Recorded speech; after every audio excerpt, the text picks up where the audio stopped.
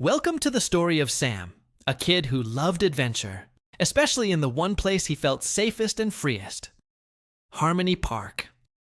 Harmony Park was more than just swings and slides. It was a giant green canvas for Sam's imagination, where every fallen log was a spaceship, and every sandpit was a Martian colony waiting to be explored. He spent nearly every afternoon there, rain or shine. Sam had one constant companion on these adventures: his mom, Sarah.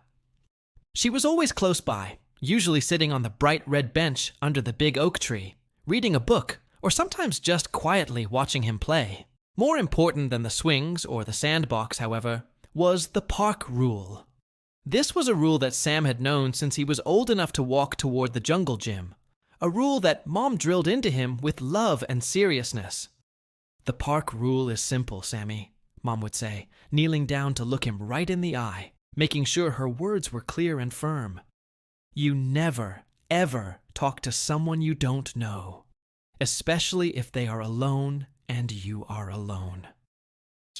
Sam, being a smart kid, understood the rule perfectly, but sometimes he found it a little annoying. What if someone just needed help? What if they dropped their keys? He'd protest sometimes, his brow furrowed in confusion. But Mom, what if they look super nice, like a grandpa who lost his hat? Mom would sigh softly and explain again, patiently. "Sweetheart, good people don't ask kids for help. They ask other grown-ups or police officers. The rule is there to keep your body safe." Today was a perfect sunny afternoon, the kind of day where the air smelled like freshly cut grass and the sound of laughter echoed off the tall trees surrounding the playground. Sam was wearing his favorite superhero t-shirt, ready for action. He clutched his small, neon green plastic shovel. His mission today was to build the tallest, most secure sandcastle the park had ever seen, one that could withstand any invasion. As they walked toward the playground entrance, Mom reminded him, "Now, remember the rule, Sam. I'll be right over there by the oak tree. I can see you, and you can see me, all the time." "Got it, Mom," Sam chirped, already running toward the vast, inviting sandpit. He knew the drill. He was safe as long as he stayed visible and remembered the golden boundary. He spent the next 15 minutes working hard, meticulously packing wet sand, perfecting the turrets of his fortress. This wasn't just a sandcastle. It was the castle of the Cosmic Guardians. He was so absorbed in his construction that he didn't immediately notice when a new figure entered the usually quiet section of the park. This figure was a man with a slightly stooped posture, wearing a dark, oversized, slightly dusty coat, even though it was quite a warm day. His face was round, and he had a bushy white beard. He was carrying a small, worn brown paper bag, the kind you might get from a corner bakery, and he moved slowly, glancing around the park, but not seeming to look at anyone in particular. Sam finally looked up to get a handful of pebbles for the castle's defenses, and that's when he noticed the man standing just outside the sandpit boundary, watching him. The man didn't look mean or scary at all. In fact, he looked almost sad, or maybe just tired, standing there awkwardly by himself. Sam felt a small, unfamiliar tug of sympathy in his chest. "He just looks like a lonely grandpa," Sam thought, momentarily forgetting the solemn promise he had made to his mother about the park rule. The man slowly shuffled a few steps closer, but still stayed outside the sandpit.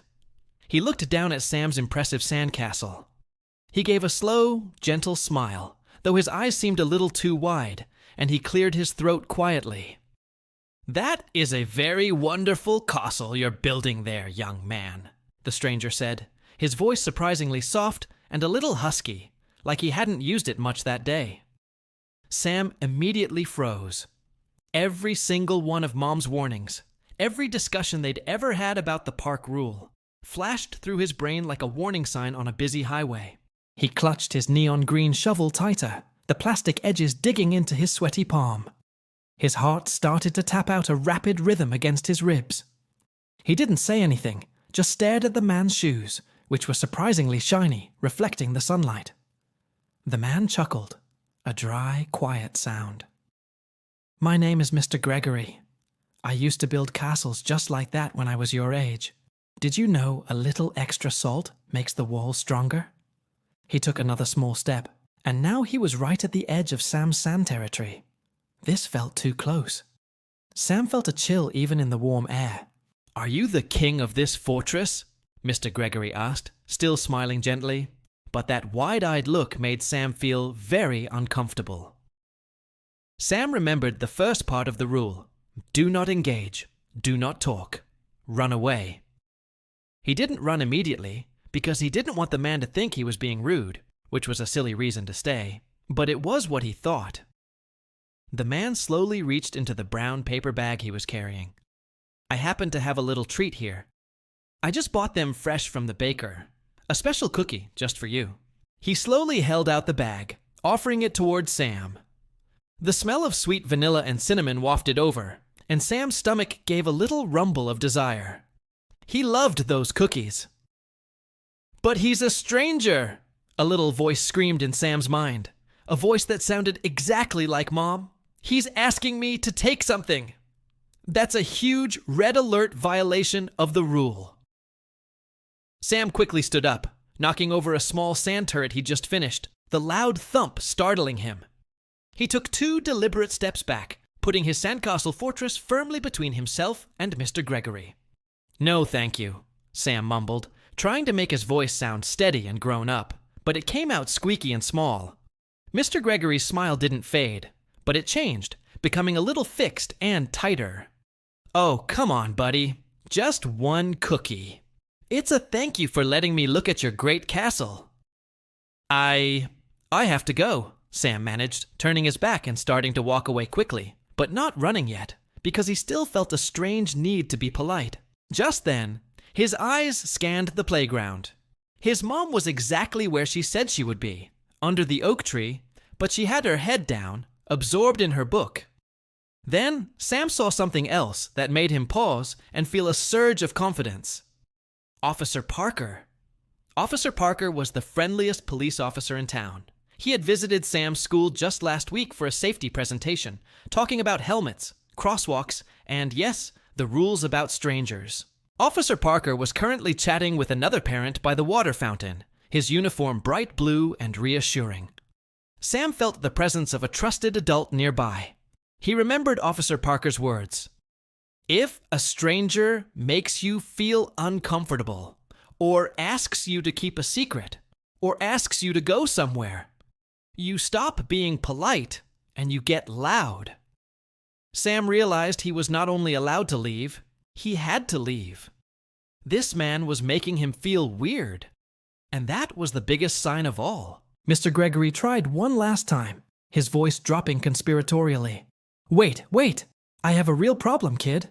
My little puppy Sparky got loose and I can't catch him. He loves kids. Can you just step out of the park and help me call his name? It'll only take 2 seconds. This was the classic, terrifying lure. A pet, a cry for help, a request to leave the safe boundary. Sam knew this exact scenario from the safety video at school. The decision was instant. No more hesitation, no more trying to be polite. This was not a misplaced hat. This was a test, and he had to pass it. Sam spun around, faced Mr. Gregory, and took a deep, shaky breath, making his small body as big as possible. Then he shouted, loud enough that several nearby parents looked up. "No, I don't talk to strangers. That's my park rule." The effect was immediate. Mr. Gregory's forced smile vanished completely. His eyes darted quickly toward Sam's mom, and then toward Officer Parker near the fountain. The man quickly shoved the paper bag back into his coat pocket, his movements becoming jerky and rushed. Without saying another word, or even looking back at Sam, Mr. Gregory turned sharply and began to walk away very quickly, not toward the park entrance, but toward a small, overgrown side path. Sam didn't wait to see where he went. The fear hit him all at once now that the danger was retreating. He dropped his shovel and ran. He ran the fastest he had ever run, his little legs pumping across the wood-chip path towards the big oak tree and the bright red bench. "Mom! Mom!" he yelled, breathless, tears starting to prick at the corners of his eyes. Mom Sarah's head snapped up instantly. She saw Sam's distress and the direction he was pointing in, and she knew immediately something was terribly wrong. She dropped her book on the bench without even marking her page and rushed to meet him, scooping him up into a tight, comforting hug right there on the path. "Sammy, what happened? You're shaking," she whispered into his hair, holding him tightly. "A man!" "Mr. Gregory," Sam gasped, struggling to catch his breath against her shoulder. "He offered me a cookie, and then he said he lost his puppy and asked me to help him look outside the fence." Mom held him away just enough to look at his face, her own face etched with a mix of fear and immense relief. "And what did you do?" "I yelled. I said, 'I don't talk to strangers. That's my park rule.' And then he ran away. Mom, he ran away fast," Sam explained, still trembling slightly. Mom Sarah pulled him back in for another fierce hug, kissing the top of his head repeatedly.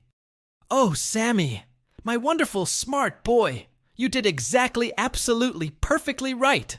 She held him close for a full minute, letting him calm down, before she looked up and waved quickly to Officer Parker, who had finished his chat and was now walking in their direction. Officer Parker had seen the commotion and the strange man leaving, and he approached with a kind, professional look on his face. "Is everything all right here, Sarah?" Officer Parker asked gently, glancing at Sam's tear-streaked face. "I saw a man leave quickly. What happened, buddy?" Mom explained the situation quickly, her voice low and serious. "He used the lost pet lure, officer. Sam yelled and ran to me." Officer Parker knelt down, his eyes level with Sam's. "Sam, you are a superhero today.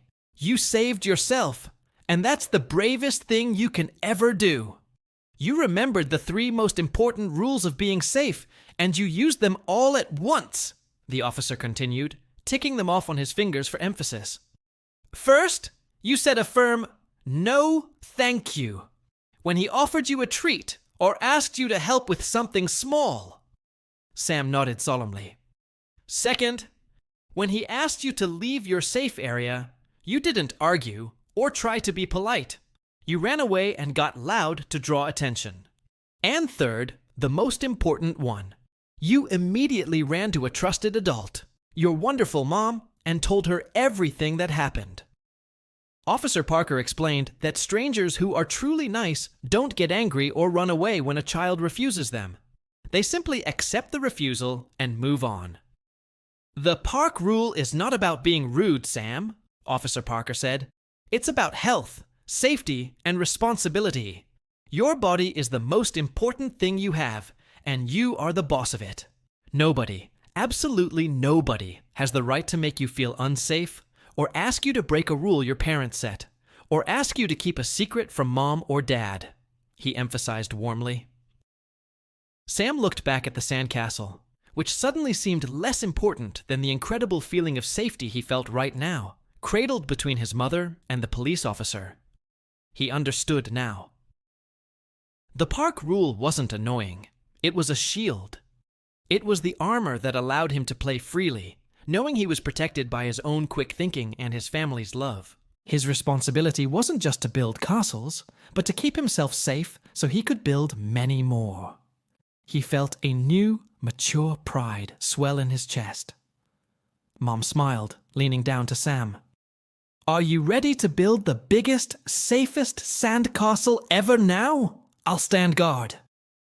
Sam wiped his eyes, a small, genuine smile returning. "Yeah, Mom, but I think I need to tell Officer Parker what Mr. Gregory looked like first." He was being responsible, even after the scary part was over. He had learned that his job was to keep everyone informed.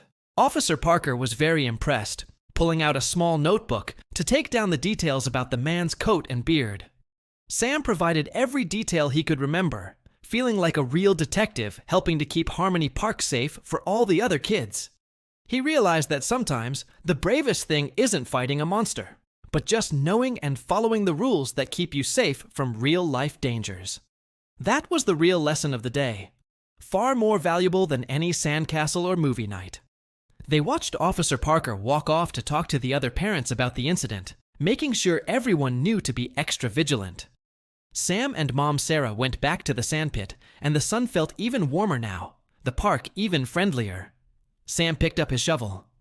He was ready to play, ready to be brave, and ready to be safe. He knew that the park rule was always on his side, and that was the greatest adventure of all. Remember, the world is full of amazing people, but the rules are there to keep the small handful of unsafe people away. Trust your gut. If something feels wrong, it probably is. Always run to a trusted adult, like a parent, teacher, or police officer. Keep exploring and having fun safely. Make sure to like this video, share it with your friends, and subscribe to Storycrafts Kids for more exciting and stories.